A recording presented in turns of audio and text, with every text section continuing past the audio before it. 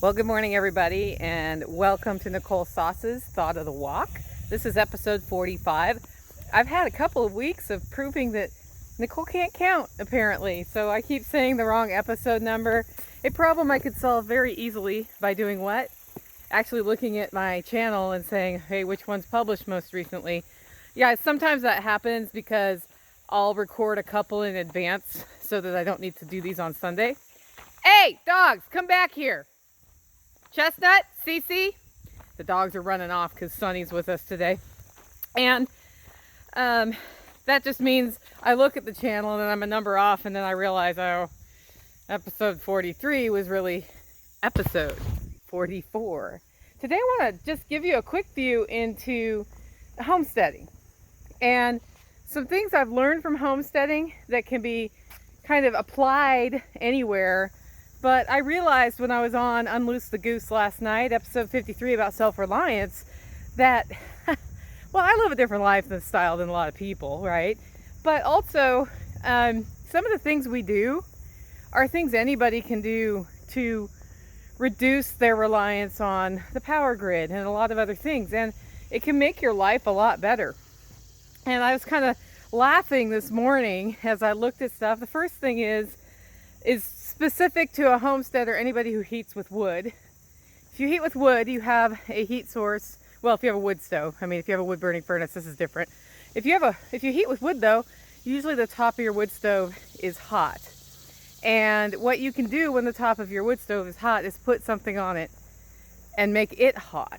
And when we had the ice storm last year, people were calling me all worried because power had been out for days. They're like, are you okay? How are you staying warm? And I heat with wood, have a wood stove, and that means that my heating side of my life changed 0%. It was just darker in my house, and water doesn't run without power if you're, using power to get your water from a spring to your house. So what I did, because power went out, I had something in the crock pot.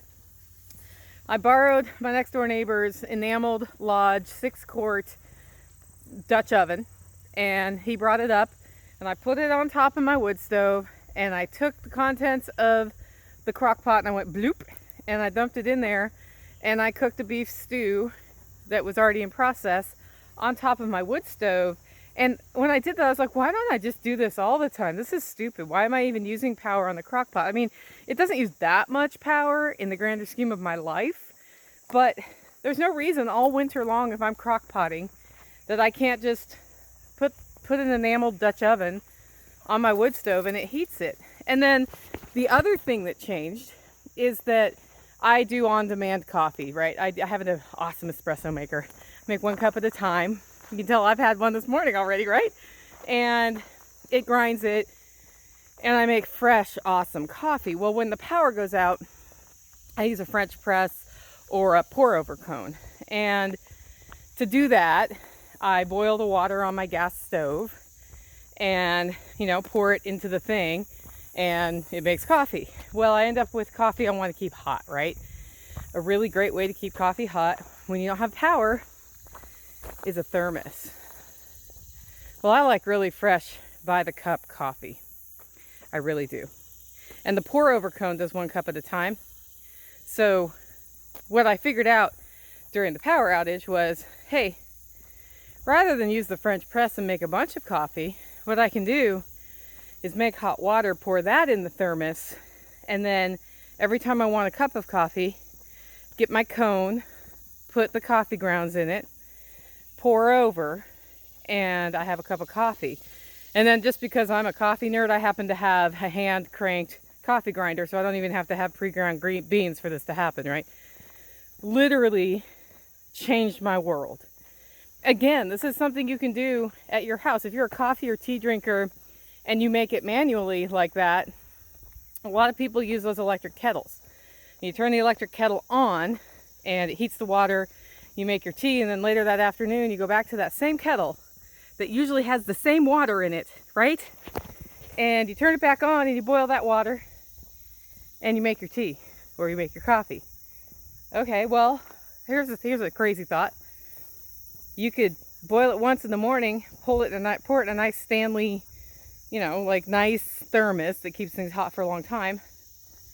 And then you just have a thermos of hot water to work with for the rest of the day. And that's what I started doing when I knew I was going to be doing a lot of hot water days. There are days when I'm more likely to drink more tea than other days. I started saying, you know, if I'm just going to boil it once, I'll throw it in my thermos, and then I don't use that power the second, third, or fourth time that I want a cup of something. And I know that seems like tiny little steps, but it's one step more self-reliant. And when you get those little habits in your life, you can end up making big changes. And the other thing is, when stuff happens, you know, you're like, oh, I don't have to change that much because I already do this thing with the thermos. So those are just kind of two things I was thinking about that happened. The other thing I realized during that time is I have a big 3-gallon pot that I make cheese in. I can fill that with water and put it on my wood stove, and I have on-demand hot water all the time. And it also disperses humidity into the air, which when you heat with wood, you kind of want to do that anyway.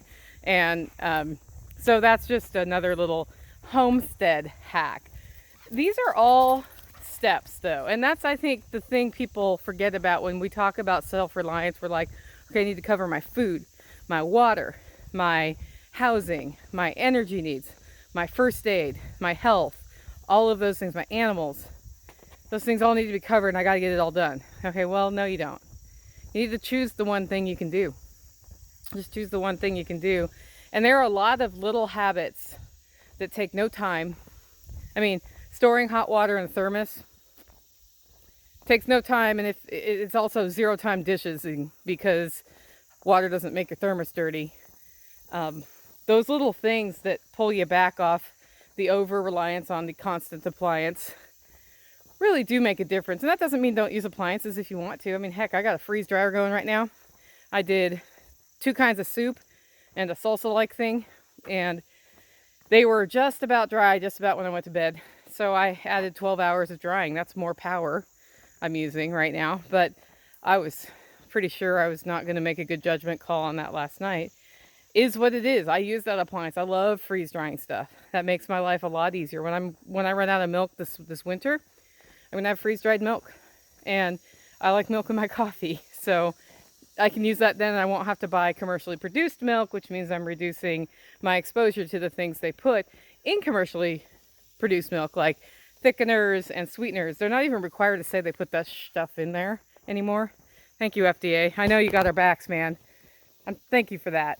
Anyway, I hope this gets you thinking about different ways you can simplify and double up on purposes in your life as you look at developing self-reliance.